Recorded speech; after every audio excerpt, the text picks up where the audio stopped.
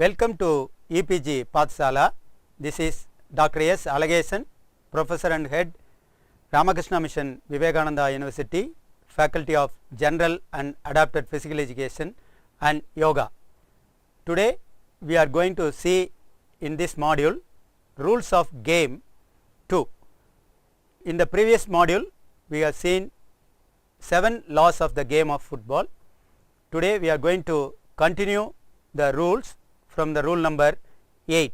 The objectives of today's modules are to understand the start and restart of play, to know about ball in and out of play, to understand the method of scoring in football, to understand the offside rule in football, to know about various fouls and misconduct, to know about the various offences, to know about corner kick and penalty kick. Law 8, the start and restart of play. Kick-off. A kick-off is a way of starting or restarting the play. Kick-off is used at the start of the match. Kick-off is used after a goal has been scored. After a goal has been scored, the team which had received the goal start the game with kick-off.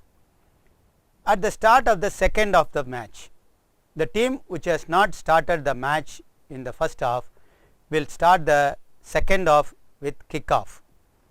At the start of each period of extra time, if the result of the match is not known after the 2 periods of 45 minutes, extra time will be given, and during the extra time the kick-off will be used to start the match. From a kick-off, a goal may be scored directly. It is considered as a direct kick.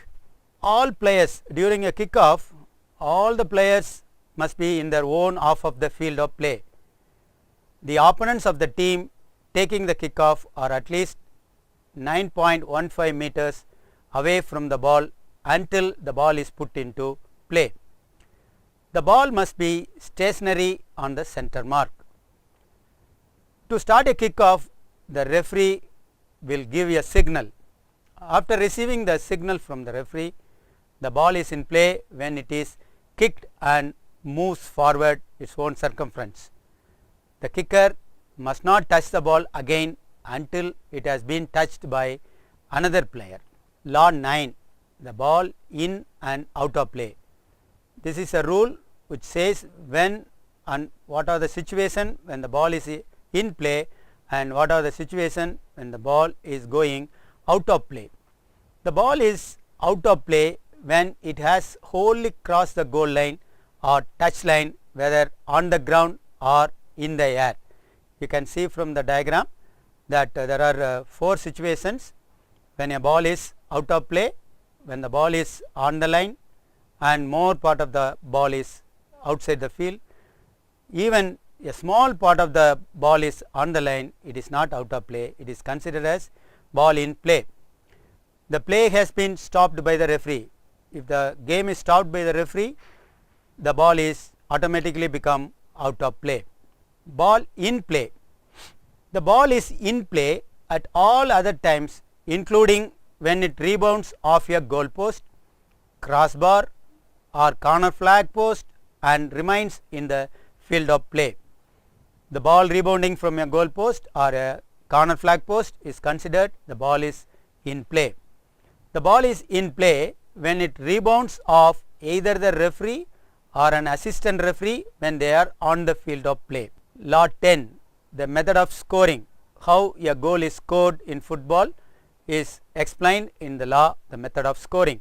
A goal is scored when the whole of the ball passes over the goal line, between the goal posts and under the crossbar without any infringement by the team scoring the goal. You can see in the picture the ball has completely crossed the goal line and under the crossbar within the goal post. The ball, whether it is on the ground or in the air, it is considered as a goal has been scored. How to decide a winning team? The team scoring the greater number of goals during a match is the winner. if both teams score an equal number of goals or if no goals are scored, the match is drawn. Goal line technology. GLE systems may be used for the purpose of verifying whether a goal has been scored to support the referee's decision. Sometimes the referee is not able to see whether the ball has crossed the goal line. At that time, the goal line technology will be useful. The use of goal line technology must be stipulated in the respective competition rules. Law 11. Offside. A player is in an offside position if he is nearer to his opponent's goal line than both the ball and the second last opponent. A player is not in an offside position if he is in his own half of the field of play, or he is level with the second last opponent, or he is level with the last two opponents. A player in an offside position is only penalized if at the moment the ball touches or is played by one of his team, he is, in the opinion of the referee, involved in active play by interfering with play or interfering with an opponent or gaining an advantage by being in that position. That means, even though he is in an offside position, if he is not interfering with the play or gaining an advantage, it is not offside. You can see in the picture how he interferes with the play. So, he will be able to receive the ball, means he will be interfering with the play. Now, he will be offside. Interfering with opponent. When the ball is kicked towards the goal, the teammate is interfering the goalkeeper from saving the ball. So, here it is offside. Gaining advantage. So, here the player is not directly receiving the ball from his teammate. By when he kicks the ball forward, the ball is rebounded from the goal post and his teammate is able to receive the ball and score. In that case, he is pulled for offside. No offence. When a player will not be offside. There is no offside offence if a player receives the ball directly from a goal kick, a throw in, a corner kick. In these three situations, there will be no offside rule. Law 12. Fouls and misconduct. This rule is a very important rule because it directs the players what they have to do in the field and what they should not do in the field. A direct free kick. A direct free kick is awarded to the opposing team if a player commits any of the following 7 offences. Kicks or attempts to kick an opponent. So, kicking is an offence, that is, no player should kick an opponent. Trips or attempts to trip an opponent. Jumps at an opponent. Charges an opponent. Strikes or attempts to strike an opponent. Pushes an opponent. Tackles an opponent. If any of these 7 offences is committed by a player, the referee will award a direct free kick for the opponent team. A direct free kick is also awarded to the opposing team if a player commits any of the following 3 offences: holds an opponent, spits at an opponent, handles the ball deliberately except for the goalkeeper within his own penalty area. Including these 3 offences, totally 10 offences have been given which are chargeable for direct free kick. Penalty kick. When a penalty kick will be awarded for the opponent team. A penalty kick is awarded if any of the above 10 offences is committed by a player inside his own penalty area irrespective of the position of the ball. Suppose if a player is doing a foul, one of the 10 offences inside his own penalty area, the penalty kick will be awarded, provided it is in play. The balls should be in play during the penalty kick award. Indirect free kick. What are the fouls for which the referee will give indirect free kick? An indirect free kick is awarded to the opposing team if a goalkeeper inside his own penalty area commits any one of the following 4 offences: controlling the ball with his hands for more than 6 seconds before releasing it from his possession. That means a goalkeeper can keep the ball in his control not more than 6 seconds. If the goalkeeper touches the ball again with his hands after he has released it from his possession and before it has touched another player. Suppose the goalkeeper releases the ball for play or from his control, he should not touch the ball again with his hands before another player plays the ball. Goalkeeper touching the ball with his hands after it has been deliberately kicked to him by a teammate. That means it is also called as a back pass. The goalkeeper should not receive the ball in his hands from a pass directly given by his teammate. Goalkeeper touching the ball with his hands after he has received it directly from a throw-in taken by a teammate. The same condition, from a throw-in also the goalkeeper should not receive the ball with his hands. For these 4 offences, the referee will award an indirect free kick. An indirect free kick is also awarded to the opposing team if, in the opinion of the referee, a player plays in a dangerous manner, impedes the progress of an opponent, prevents the goalkeeper from releasing the ball from his hands, and commits any other offence not previously mentioned in Law 12, that is fouls and misconduct, for which play is stopped to caution or send off a player. Disciplinary sanctions. When the referee will show the cards, that is he will take disciplinary actions against the players. Referee uses 2 cards, one is yellow card and another one is red card. The yellow card is used to caution a player. The red card is used to send off a player. Red card means the player cannot again play in that particular match. Only a player, substitute or substituted player may be shown the red or yellow card. That means the substitute who are sitting outside also under the jurisdiction of the referee, he may be also shown yellow or red cards.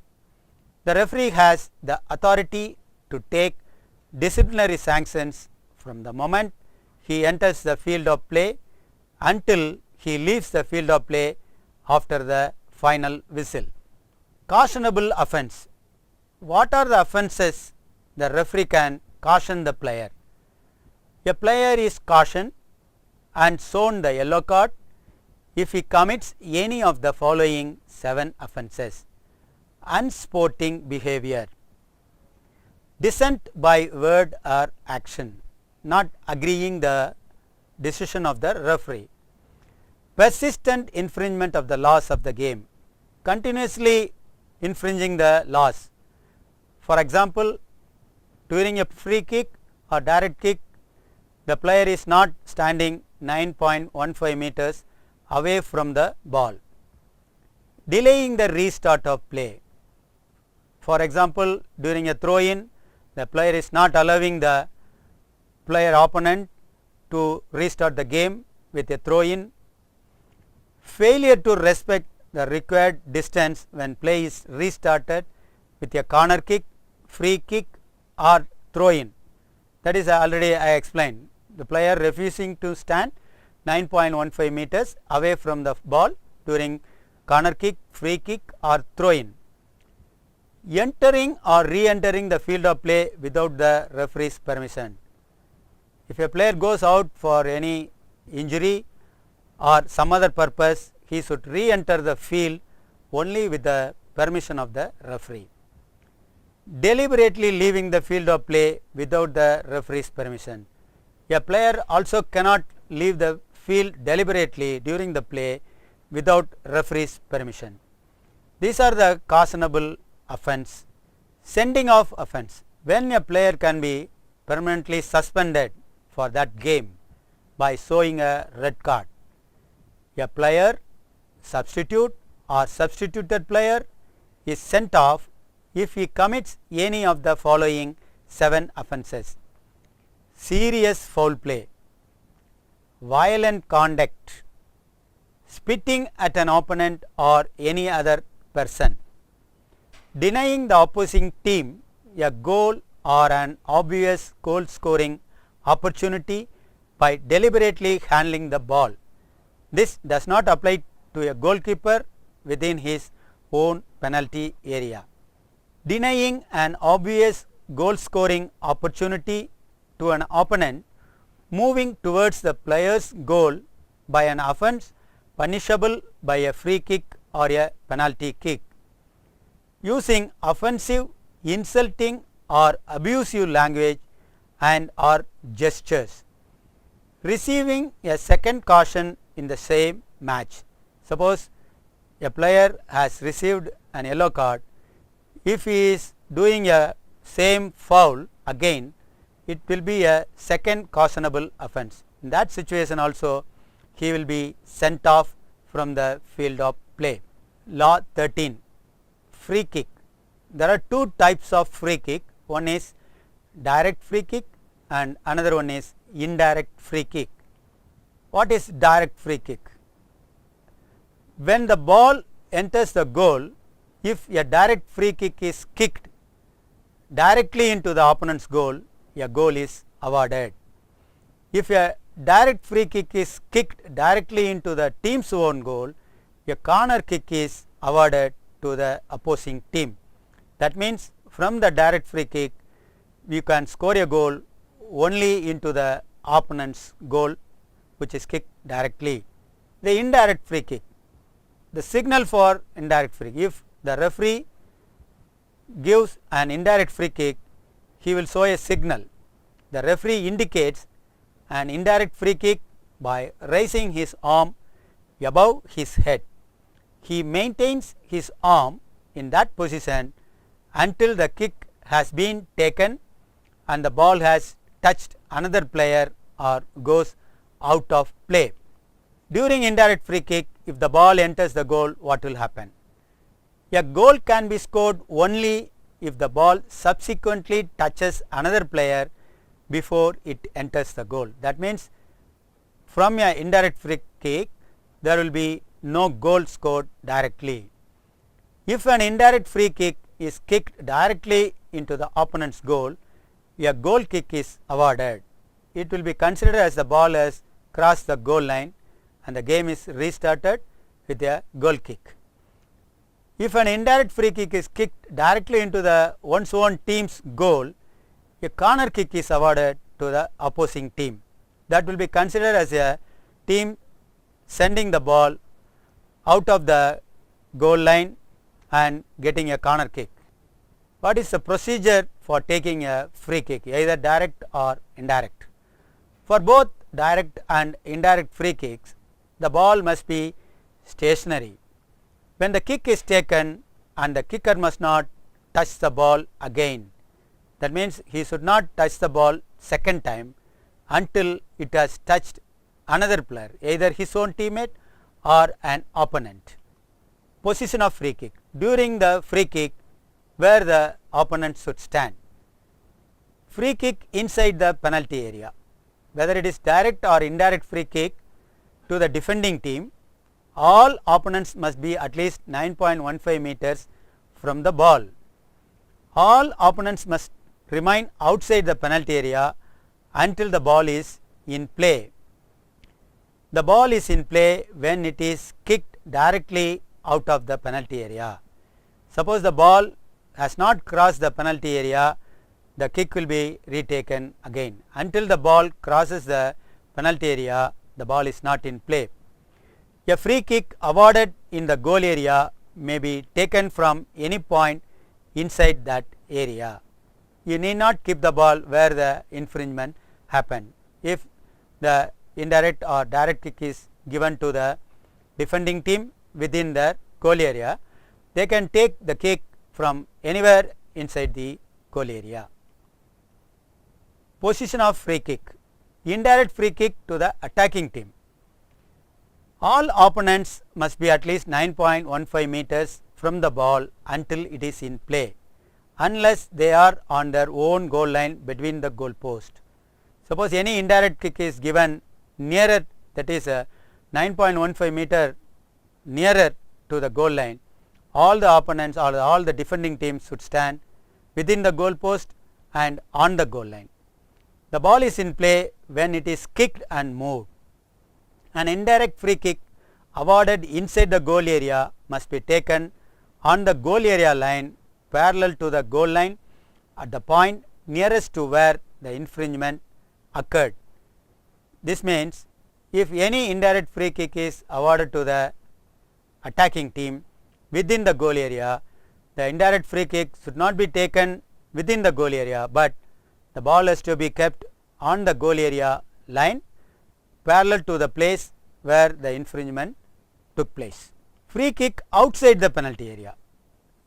All opponents must be at least 9.15 meter from the ball until it is in play. The ball is in play when it is kicked and moved. The free kick is taken from the place where the infringement occurred or from the position of the ball when the infringement occurred according to the infringement. Law 14, the penalty kick. A penalty kick is awarded against a team that commits one of the 10 offences for which a direct free kick is awarded inside its own penalty area and while the ball is in play. The 10 offences for which the referee gives direct free kick, if it is committed within the penalty area, a penalty kick will be awarded to the attacking team. A goal may be scored directly from a penalty kick. Additional time is allowed for a penalty kick to be taken at the end of each half or at the end of periods of extra time. That means if a penalty kick is awarded during the expiry of the first half or second half, the time will be extended to complete the penalty kick. Position of the ball and players during a penalty kick. The ball must be placed on the penalty mark. The player taking the penalty kick must be properly identified. Any one of the attacking team can take the penalty kick and the referee should know who is going to take the penalty kick. The defending goalkeeper must remain on his goal line facing the kicker between the goal post until the ball has been kicked. The players other than the kicker must be located inside the field of play but outside the penalty area. Both the team players other than the goalkeeper and the player who is going to take the penalty kick all should stand outside the penalty area, and also they should stand behind the penalty mark if they are standing outside the penalty area by the side of the line, and they should be at least 9.15 meters from the penalty mark. You can see in the picture that goalkeeper is standing on the line.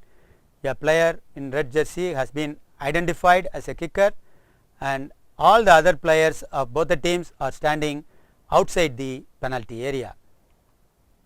Procedure: how to take a penalty kick, and referee how he will conduct the penalty kick.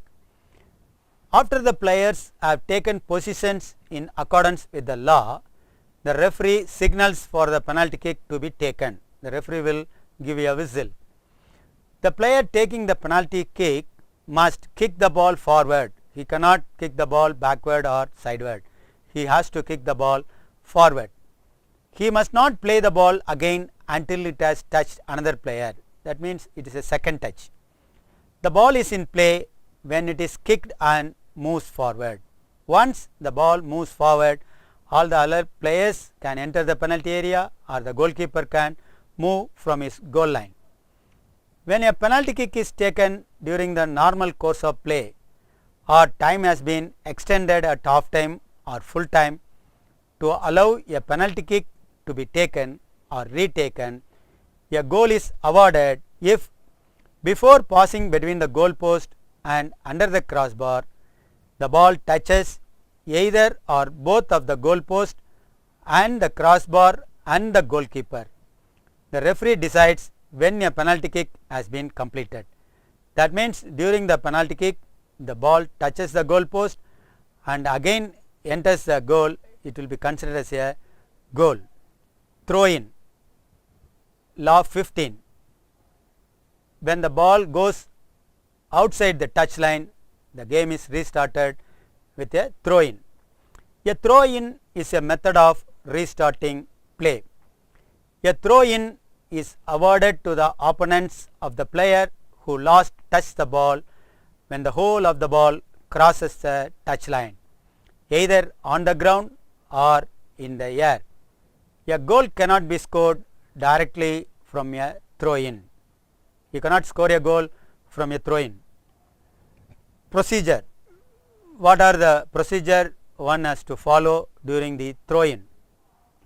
At the moment of delivering the ball, the thrower should face the field of play. The thrower should have part of each foot either on the touch line or on the ground outside the touch line. He cannot enter the field crossing the touch line. He should hold the ball with both the hands. He should deliver the ball from behind and over his head. He should deliver the ball from the point where it left the field of play. During the throw in, all opponents must stand not less than 2 meters from the point at which the throw in is taken. The ball is in play when it enters the field of play. After delivering the ball, the thrower must not touch the ball again until it has touched another player. Law 16. The goal kick. Goal kick is a method of restarting play. When the ball crosses the goal line, the game is restarted with a goal kick. A goal kick is awarded when the whole of the ball passes over the goal line, either on the ground or in the air, having last touched a player of the attacking team, and a goal is not scored in accordance with Law 10, that is method of scoring. A goal may be scored directly from a goal kick, but only against the opposing team. Procedure. How to take a goal kick? The ball is kicked from any point within the goal area by a player of the defending team. Opponents remain outside the penalty area until the ball is in play. That is, the ball has to come outside the penalty area, then only the opponent can play the ball. The kicker must not play the ball again until it has touched another player. The ball is in play when it is kicked directly out of the penalty area. Law 17. The corner kick. The corner kick is another method of restarting play when the ball completely crosses the goal line. A corner kick is awarded when the whole of the ball passes over the goal line, either on the ground or in the air, having last touched a player of the defending team, and a goal is not scored in accordance with Law 10, that is method of scoring. A goal may be scored directly from a corner kick, but only against the opposing team. Procedure. What are the procedure one has to follow during the corner kick? The ball must be placed inside the corner arc, that is a 1 meter quarter circle is drawn. nearest to the point where the ball crossed the goal line. The corner flag post must not be moved. Some players we can see they will remove the corner flag and they will take the corner kick. That should not be allowed. Opponents must remain at least 9.15 meters from the corner arc until the ball is in play.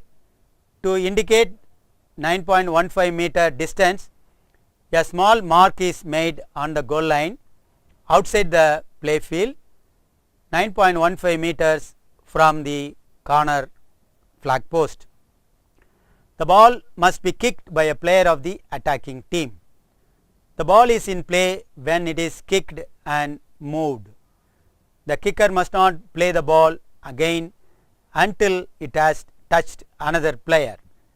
So, in this module we have seen the law number 8 till law number 17.